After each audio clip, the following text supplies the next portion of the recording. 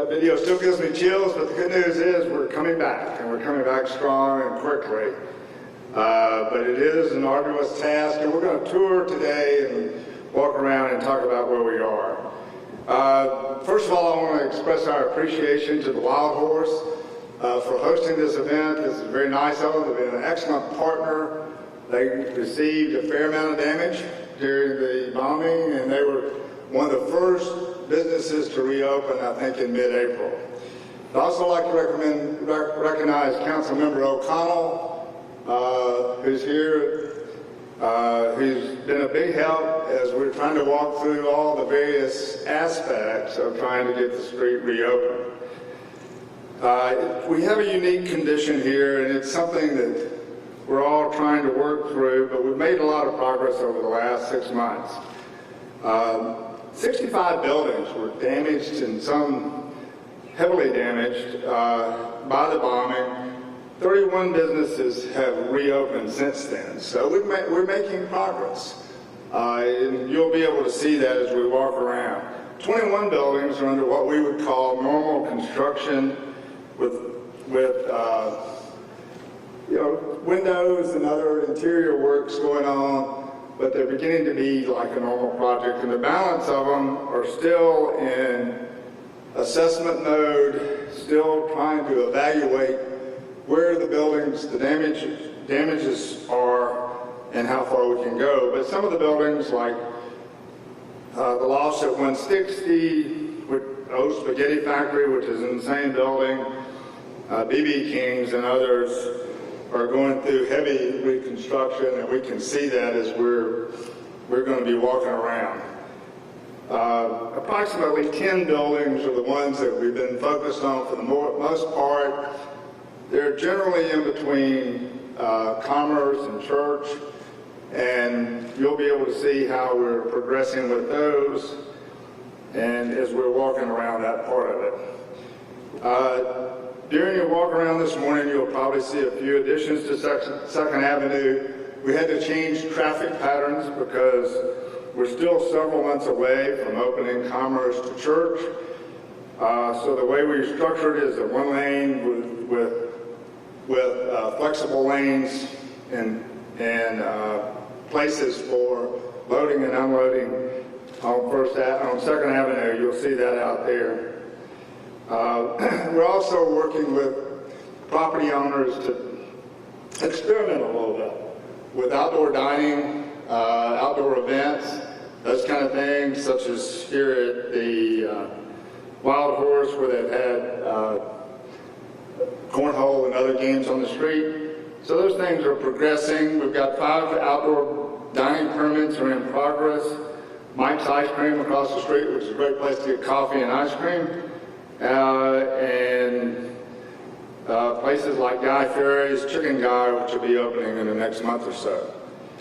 But anyway, the heart of the city lives on. Second Avenue is still as strong as ever. Hashtag Second Ave Strong is an effort by the district and the Historic Zoning Commission Foundation to raise funds. They've been very successful at that process, and it's continuing today. So the next person I'd like to introduce is Lucy Kim. She's the Executive Director of Planning. So Lucy.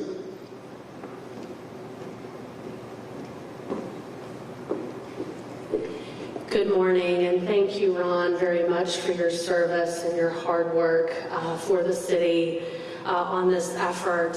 I also want to acknowledge the leadership of the Mayor's office and the many departments at Metro who have been working to stabilize Second Avenue and to clear the sites to keep us safe.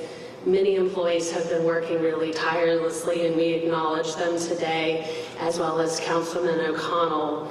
So it is an honor to serve as the planning director for our community and to help lead the long-range visioning process around the recovery and the revitalization of Second Avenue and the district around it. We understand that this is the historic birthplace of our community. And while everyone talks about Second Avenue, and it is absolutely the most important spine that we're focused on, we understand that the recovery efforts need to also focus on First, the riverfront, and how we engage this entire part of downtown. And so that has been our focus. In partnership with the Civic Design Center, we've held 3 listening and visioning sessions and have had countless meetings with stakeholders who very much care about the future of this area.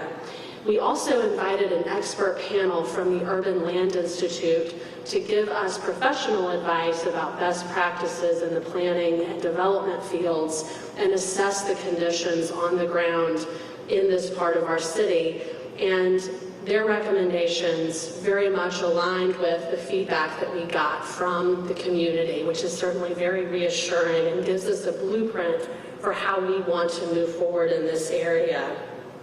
Today, we plan to take the next step in the community visioning work to create a vital, vibrant vision that guides the future. And we're going to focus on 3 main areas that we heard from in our community conversations, as well as the Urban Land Institute. The first is a reinvigorated and active riverfront that brings the community to it. It's a community, it's a centerpiece for Nashville, and to ensure that it is designed and programmed as such. To recreate a streetscape that invites more pedestrian activation and the like. And then to ensure that we create meaningful pedestrian improvements throughout the area and to support the historic urban design quality of the area. So those are some of our guiding principles. So we're going to hold a series of public meetings throughout July and August, including a kickoff the week following July 4th to work with a consultant that we're going to bring on board to help take us to the next level here and do some design and schematic work.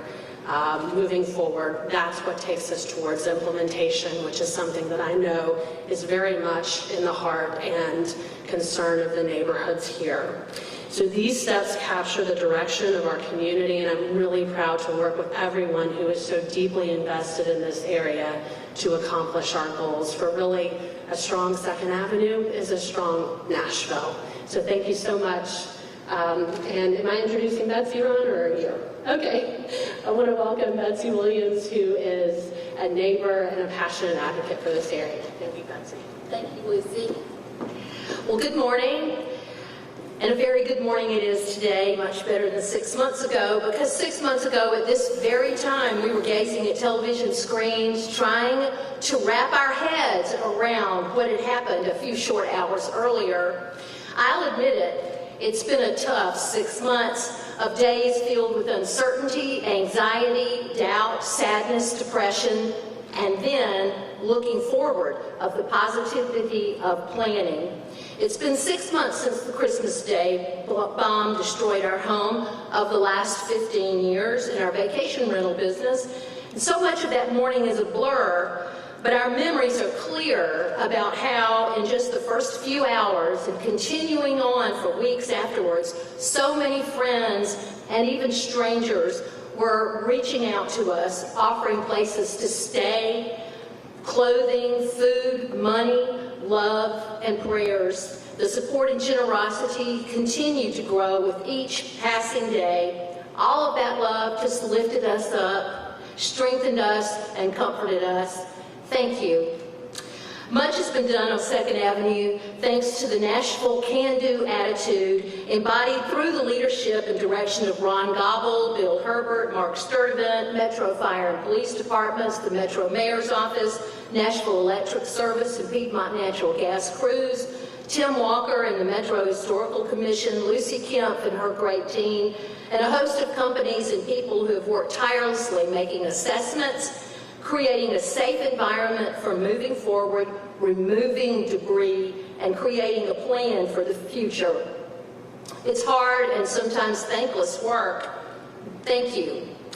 Without the decades of work by the Metro Historical Commission, we likely wouldn't even be talking about working to elevate and restore the historic importance of 2nd Avenue. For those people who have given so much time and effort and knowledge and energy, thank you. Our building, known as the Ray Building, which you will tour in just a bit, stands today because of Metro Code's building requirements. When the building was rehabbed in the early 90s, the same time that Melting Pot became a tenant of the building. It was severely damaged in its location as being one of the buildings closest to the bomb, but was not destroyed because of the very heavy steel supports that Metro required and that were added to the front wall. No one ever expected this circa 1888 building to withstand an explosion, but it did. Our building has been assessed multiple times for structural integrity, and we have shored up our walls and windows and are now in the interior demolition phase, which, once completed in a few weeks, will help us determine our next set of plans for restoring this diamond of 2nd Avenue.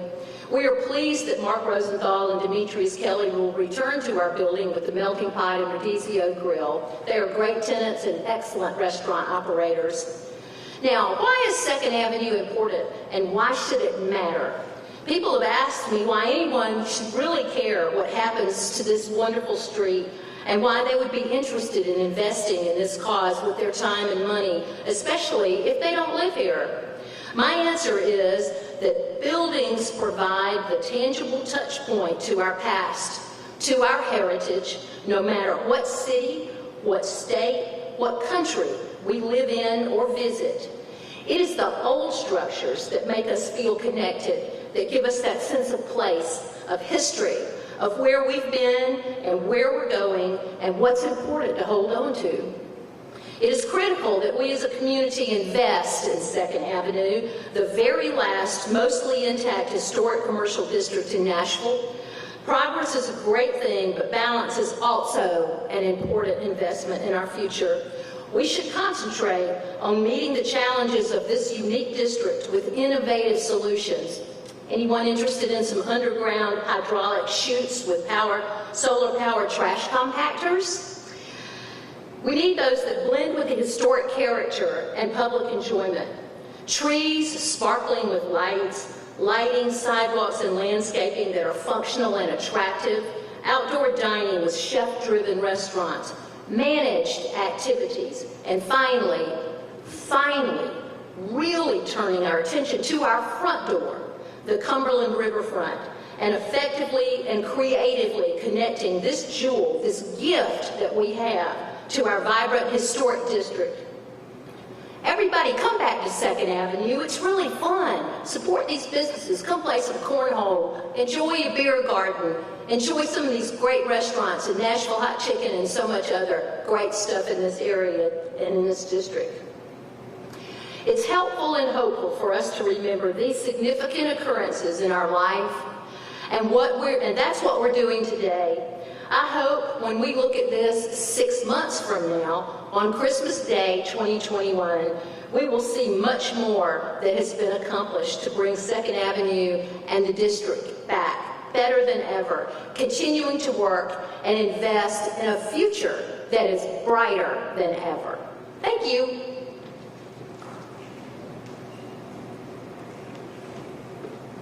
Thank you, Betsy. Betsy moved in the street about 15 years ago, and I think the first time I met her, she was talking about things we can do to improve 2nd Avenue. So after 15 years, such things as lighting, if you come down at night, the street is lit from Broadway to Commerce, is something that's been advocated by Betsy, and amazingly, we're getting it done. So we're making a lot of progress. Also, I want to mention that there's too many people to thank for this thing. We've had a lot of volunteers, a lot of help. The mayor's office asked us to be the project managers in January. Concurrently with that, he established a task force headed by Cyril Stewart, where he brought together some design teams. And while a lot of their stuff is still in the embryo stage, a lot of suggestions that they've made have really been taken to heart and will be incorporated as Lucy works on the planning and development as we go forward. The other thing is we have a map up here. The red buildings are the ones that are most severely damaged, that got into severe structural issues, and they are progressing. As we walk around today, you'll be able to see some more on that. So with that being said, do we have any questions?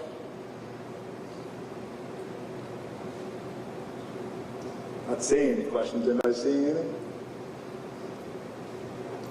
Hi, we have a listening session over the next couple of weeks and months. Can you talk about what Second Avenue is going to look like in the interim and what kind of work we're doing? Well, I mean, we're going to be a construction zone for well past the end of the year. As you tour up there, you'll see that we have anywhere from 8 to 10 contractors working at the same time, and we've been working to deal with that. So that area between Commerce and Church is going to stay blocked off, and that means the traffic patterns between Broadway and Commerce is going to be similar to this. So short term, it's going to be a construction program. I think the long term, the visioning sessions, the interacting with people like Betsy and other stakeholders who operate and work on the street, many of them for decades, we're going to be getting with them, bringing in professionals and sorting out that precise vision. The Urban Land Institute report did an excellent job of articulating things like on-street dining, activating certain dead sections where there's not a lot of retail, and doing areas like that, but how it's implemented will be determined over the next 4 or 5 months. Fair, Lucy? Anything you want to add to that? Okay. Anybody else? Well, we're going to have a tour. Oh, I'm sorry. Quick, oh, there we go. So I think there's the common fear that Second Avenue will lose its charm, the developers may come in and change the fabric of what people love about this area. What assurances can you give to Nashvilleians? I mean, I think the main thing is that we've got very positive leadership, and we're all working to, through the mayor's office and the planning department, to really develop an area that is meant more of a neighborhood, the downtown neighborhood. When I lived on 2nd Avenue about 16, 17 years ago, it's a neighborhood. We all know each other. I've been to Betsy's house for any number of events. So we all get together and we work through groups like the district and others to make sure it's a unique district and it carries through. The Urban Land Institute emphasized that. Trees help, things like that. It is a unique street, and we have a unique historic character, and I have every belief that we're going to be able to maintain that. Does that answer your question? Anything else? So we're going to have a tour. We're going to be entering a construction site. We'll be talking as we go up, and I think I mentioned the art on some of the plywood and panels that were brought in by volunteers. But we've got hard hats, vests in the back, and we'll be able to grab a hard hat and a vest. If we don't have enough for everybody, we can stage it. We're going to go up, walk up 2nd Avenue to Church, and then turn around and walk back. And we'll be explaining what's going on at that time. Betsy, in the building her building, will be able to go inside a little bit. Her structural engineer is going to be here. He can talk a little bit about some of the details of what they're doing, and we can answer any more questions on the tour. So if we're all ready, let's get a hard hat and a vest and get ready to go. And there's T-shirts like this back there on the table, so y'all help yourselves. They're there. Please, I don't want to take them back. Save the rest. Yeah, save the rest.